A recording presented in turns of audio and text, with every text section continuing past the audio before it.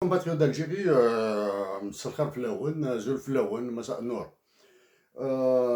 Chers compatriotes d'Afrique du Nord, Tunisie, Maroc, Mali, Niger, Mauritanie, Sahara occidental, Tchad, Libye, si vous nous écoutez, si vous nous voyez, nous vous saluons avec un cœur plein de fraternité. Chers compatriotes d'Algérie, comme promis, comme nous nous sommes engagés, même si la cadence de travail est un enfer, nous allons continuer sur un aspect un peu plus rude, mais maintenant, pour alléger, pour alléger cette douleur que nous avons. Nous avons peur de parler des chiffres d'il y a 10 minutes, que nous venons de récupérer de la Banque mondiale il y a 10 minutes de cela. Donc, avant de commencer à parler sur ce que nous sommes engagés de traiter, après avoir parlé, après avoir dégrossi la situation il y a 3 jours de cela, la première des choses, chers compatriotes d'Algérie, chers compatriotes d'Afrique du Nord, vous allez galérer, vous allez souffrir. Mais nous adressons à nos compatriotes d'Algérie maintenant. Nous vous supplions de demeurer pacifiques. Nous vous supplions de demeurer pacifiques parce que ce qui s'en vient est affreux. C'est ce que nous avons dit en 2015. Avant d'aller vers ça, c'est vraiment cruel. Commençons par quelques mots.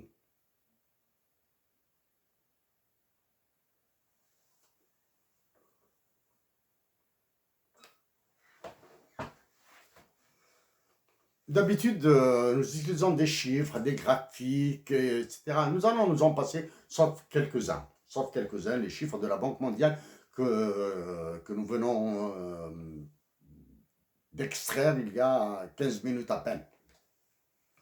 Et nous sommes dimanche. Chers compatriotes d'Algérie, maintenant, il est écrit sur le front des Algériens, des Algériens patriotes, des Algériens résistants, que c'est à eux que revient, qu'incombe une nouvelle révolution, tant en Algérie qu'en Afrique. Depuis 2014 que nous avons commencé à travailler sur ces chiffres, que nous avons commencé à analyser certaines situations, nous avons dit que les Algériens vont souffrir avec toutes les politiques qui ont été menées, toutes les politiques sauvages qui ont été menées depuis 2019.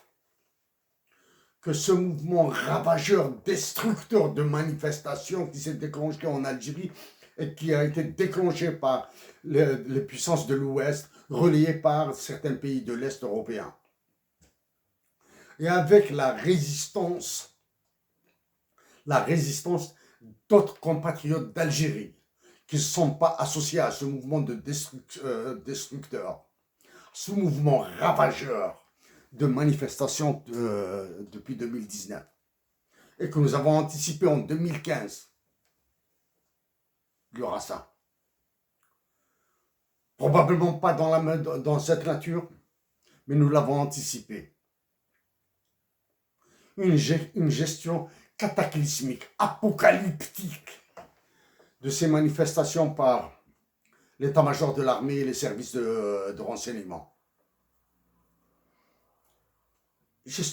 Un mouvement ravageur et une gestion apocalyptique. Malgré ça, l'Algérie demeure debout.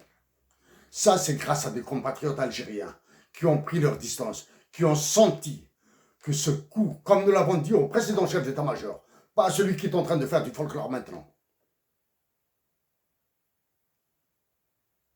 que l'Algérie va... Vous avez mener l'Algérie vers la catastrophe et nous retrouvons avec une guerre au sud et qui va s'aggraver. Chers compatriotes d'Algérie, résistez, résistez, résistez. Si vous arrivez à résister encore 3 années à 4 années, je suis prêt à parier que les Algériens, une nouvelle fois, vont non seulement libérer l'Afrique du Nord, l'Algérie, mais ils vont libérer l'Afrique du Nord et ils vont relibérer toute l'Afrique.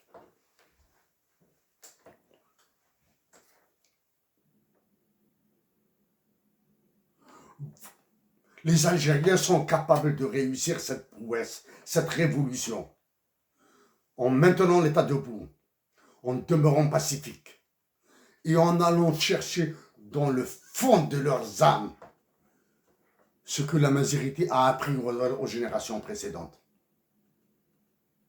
Ce que la majorité a permis aux Algériens des générations précédentes de faire de notre Algérie. Notre amazérité doit se conjuguer avec son islamité et avec son arabité.